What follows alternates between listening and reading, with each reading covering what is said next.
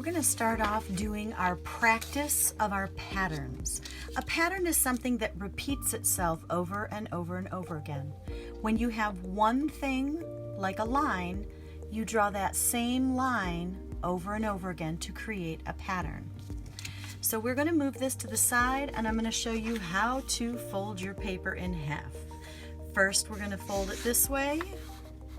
Doesn't matter which way you start, but we're going to fold it in half. We match those corners, and then we push it down on the corner there. I want to fold it in half again. I'm going to take the bottom corners, take it all the way so the corners match up, hold down the top, and push out the bottom. We're going to fold it one more time. I'm going to turn so I can fold the bottom up to the top.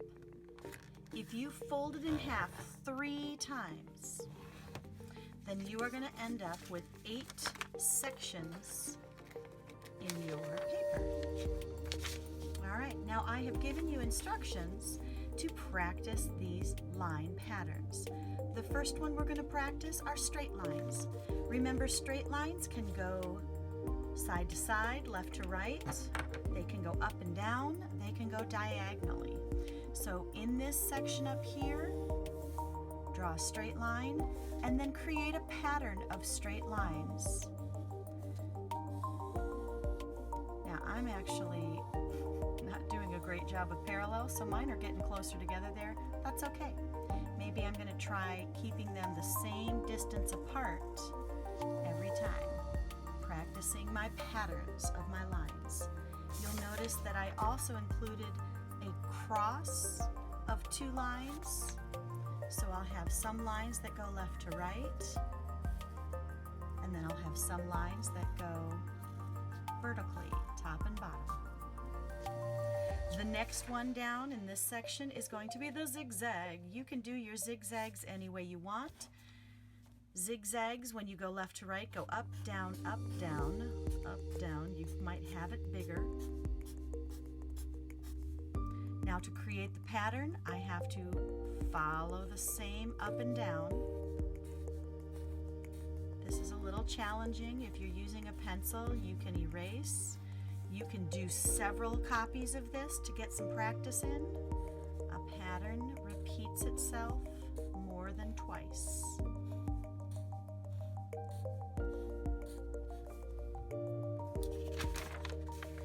The next one is a curvy line. Curves can do anything. Maybe my curve in this section here will go, that's a curvy line.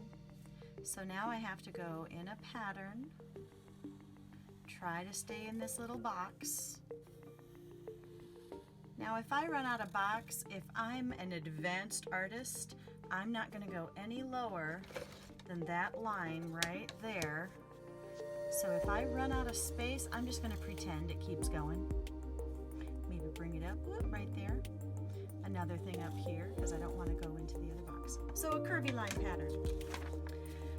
Next one is a wavy pattern. The wave is just a scoop up, scoop up, scoop up. Now the pattern, here's line number 2. And at least a 3rd line to create a pattern. I've got room, I could probably do 2 more.